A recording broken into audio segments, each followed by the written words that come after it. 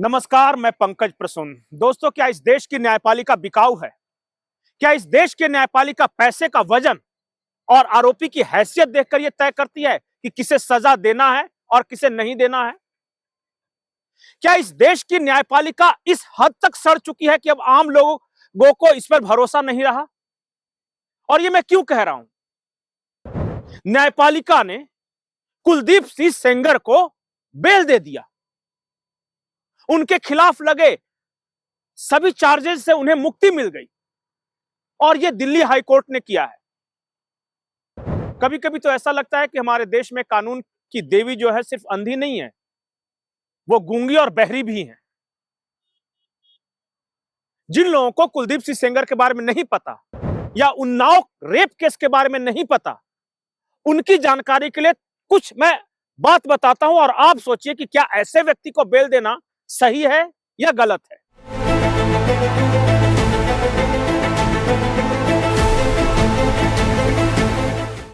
4 जून 2017 एक बच्ची को नौकरी देने के बहाने भाजपा का विधायक कुलदीप सिंह सेंगर बुलाता है अपने घर और उसके साथ रेप करता है।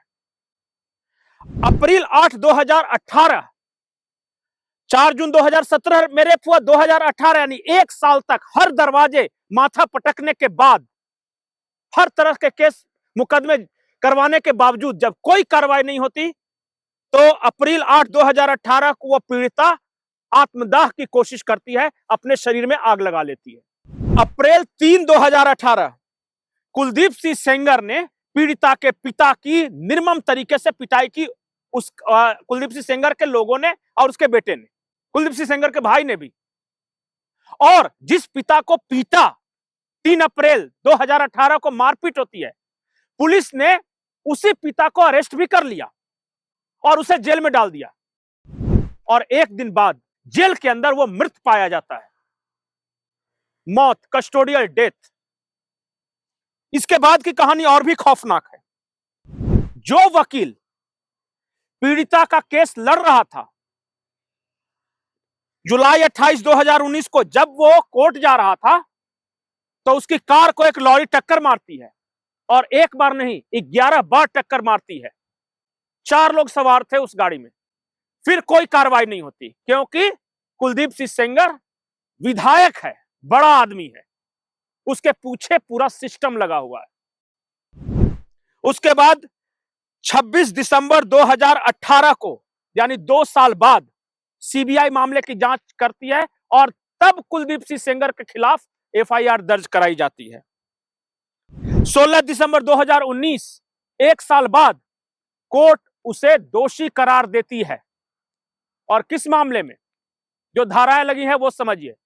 पॉक्सो एक्ट, जानबूझकर मारने के इरादे से हमला करना।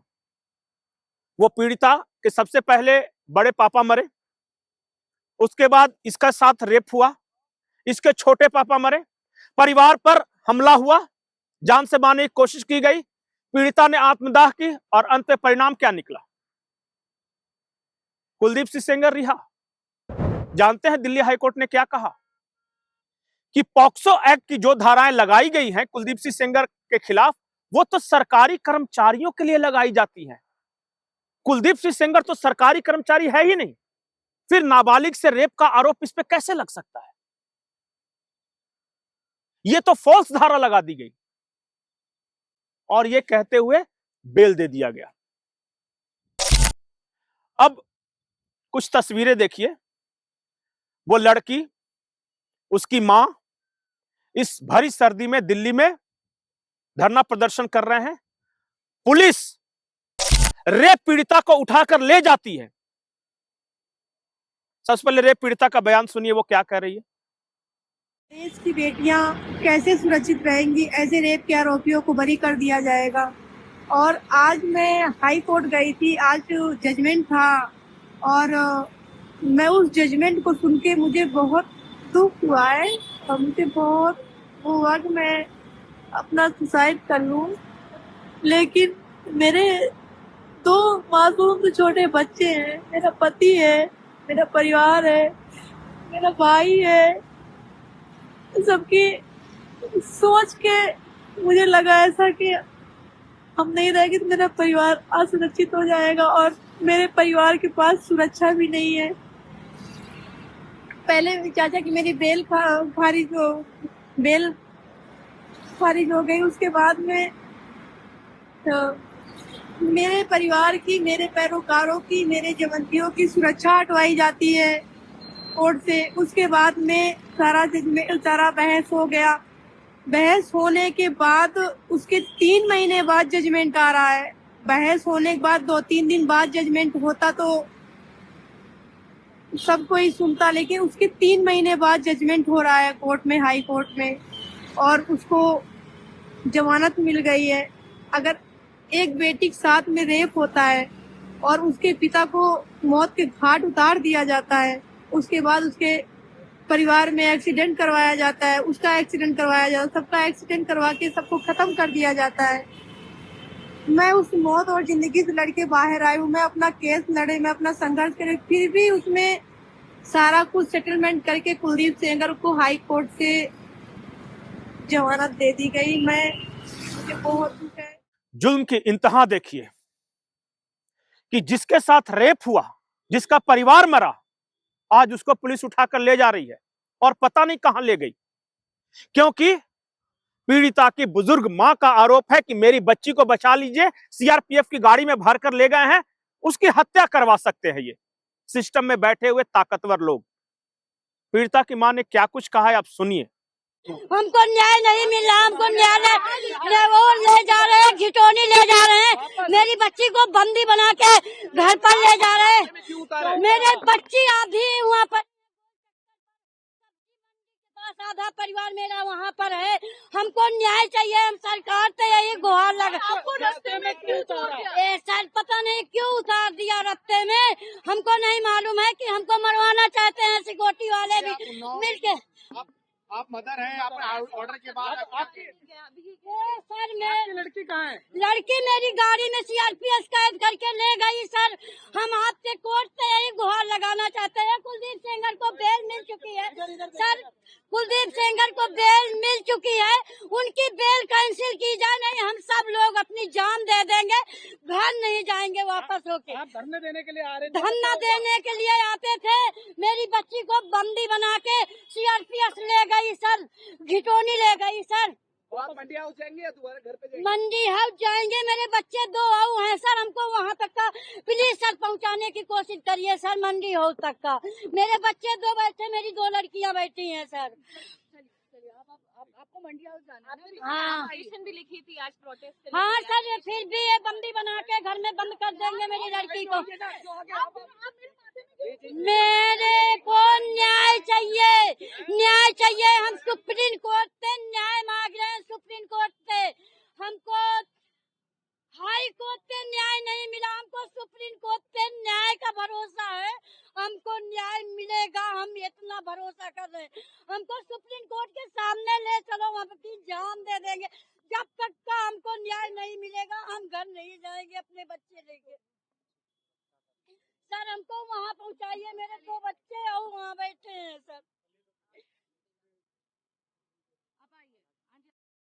पर एक विधवा औरत लेके हम भटक रहे हैं अपने बच्चन के साथ, अपना जीवन कैसे काटेंगे सर? अगर ये बाहर निकल आएंगे तो मेरी जिंदगी एकदम नरक है। इनकी जनता बहुत है सर, हम मार दिए जाएंगे, हम सेफ नहीं रहेंगे। हम सुप्रीम कोर्ट से यही गुहार लगाते हैं, आप सारे मीडिया वाले थे, सारी जनता पे यही गुहार लगा रहे हैं। सीआरपीएफ ने उतार के हमको, मेरी बच्ची को कैदी बना के, बंदी बना के ले गए सर। मेरे बच्चे आधे गोल चक्कर के पास बैठे हैं, सब्जी मंडी के पास सर, वहाँ तक का पहुँचाने को हमको प्रयास करिए सर। सर हमको न्याय चाहिए, न्याय की गुहार लगा रहे हैं सर, हमको न्याय चाहिए। हमको कुलदीप सेंगर पे बहुत डर है सर, मेरी लड़की के साथ रेप करने की बात, उनको 5 साल ने कोर्ट ने, हाई कोर्ट ने बरी कर दिया। ये गलत मेरे साथ न्याय हुआ सर, मेरे साथ बहुत गलत न्याय हुआ। ये है इस देश का न्याय। जब अगली बार कोई आपके मुंह पर यह कहे कि कानून सबके लिए बराबर है, तो या तो जूते उतार कर मार दीजिए, मुंह पे थूक दीजिए, क्योंकि इस देश का कानून सबके लिए बराबर नहीं है। इस देश का कानून ताकतवर के साथ है।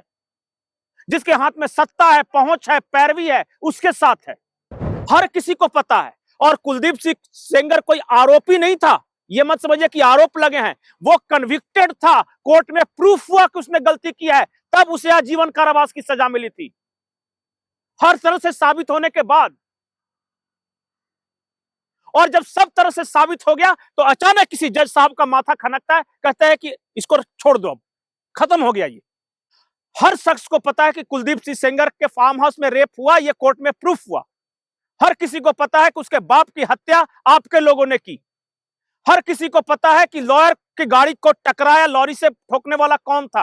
हर किसी को पता है कि उस पीड़िता के साथ क्या हुआ, वो किस खौफ में जी। और आज कोर्ट कह रहा है कि सिर्फ एक शर्त है सेंगर जी, मान लीजिए कि आप 5 किलोमीटर के दायरे में मत जाइएगा। यह भी छोड़ दिया गया है सेंगर जैसे दरिंदे पर, उसके मोरलिटी पर, कि वो नहीं जाएगा। वो चला जाएगा तो कोर्ट क्या कर लेगा। ऐसे चल रहा है देश।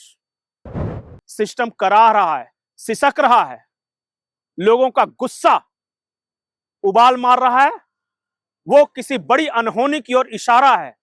आज अगर समझिए तो ठीक, और नहीं समझिए तो एक और केस इस तरह आवाज उठाने वालों पर आप लाद सकते हैं। नमस्कार।